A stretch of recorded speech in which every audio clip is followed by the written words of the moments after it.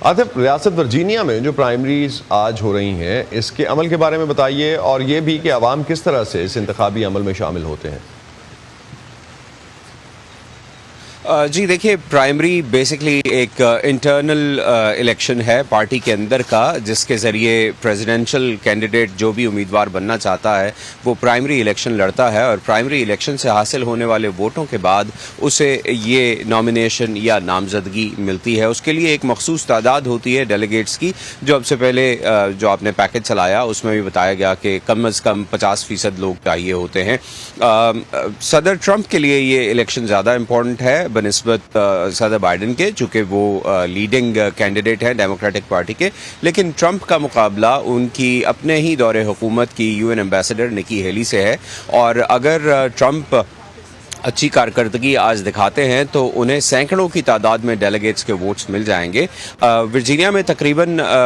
Virginia समेत तकरीबन जो सुपर ट्यूसडे के टोटल रिपब्लिकन डेलीगेट्स हैं वो 835 के करीब हैं, और ये एक बहुत बड़ी तादाद है। और सदर ट्रंप ने असद में आपको ये भी बताता चलूँ कि जो 2016 का प्राइमरी इलेक्शन था, जब वो पार्टी की नॉमिनेशन लेने के बाद मुल्क के सदर भी बने थे, उसमें तकरीबन 8 रियासतों में विक्ट्री मिली थी उन्हें। और आज भी अगर वो ऐसा ही रिज़ल्ट हासिल करने में कामयाब हो जाते हैं तो यकीनन वो अपनी मद्दे मुकाबिल निकी हेली से बहुत आगे चले जाएंगे। और जहाँ तक आपने पूछा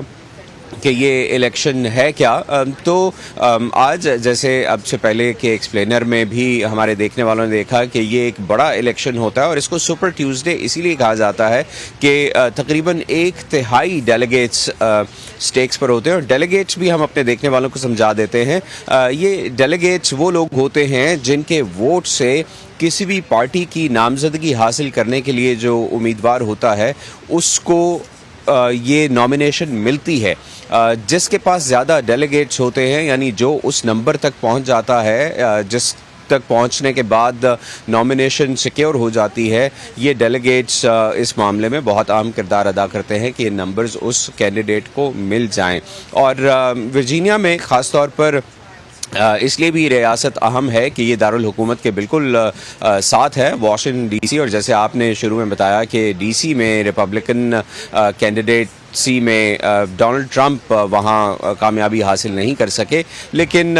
जो तज्ज़िये किए जा रहे हैं उनमें यही बताया जा रहा है कि डोनाल्ड ट्रंप एक स्वीपिंग विक्ट्री हासिल करने में कामयाब हो जाएंगे इस सुपर ट्यूसडे पे। और वर्जीनिया में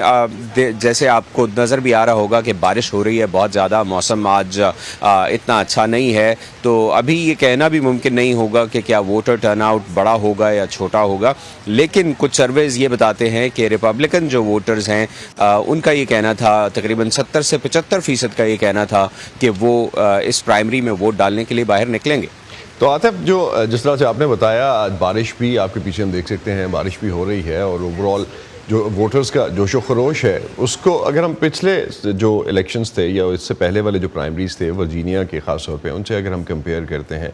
तो नॉर्मली क्या टर्नआउट रहता है, कितने लोग आते हैं वोट डालने के लिए? और अभी तक आपसे किसी से मुलाकात हो सकी, आप किसी को देख सके वोटर को जो सामने आया हो अब तक वोट डालने, या इट्स टू अर्ली? नहीं Asad, it's not too early, people have started to come. सुबह 6 बजे से पोलिंग का मरहले का आगाज़ हो गया था और मैं जब यहाँ आकर इंतज़ार कर रहा था तो लोग यहाँ से गुजर के जा रहे हैं, वो वोटिंग कर रहे हैं। मेरे दाएं तरफ एक पार्किंग की लाइन है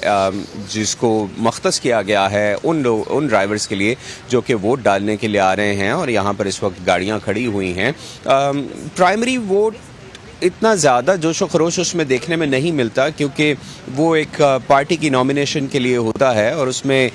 वोटर टर्नआउट इतना बड़ा नहीं होता। लेकिन रिपब्लिकन वोटर्स के लिए इस वक्त ये जो प्राइमरीज हैं ये बहुत अहम हैं, क्योंकि डोनाल्ड ट्रंप के मुकाबले में निकी हेली भी हैं, और निकी हेली की ये कोशिश है कि वो डोनाल्ड ट्रंप की लीड को कम कर सकें और रिपब्लिकन पार्टी को ये बता सकें कि पार्टी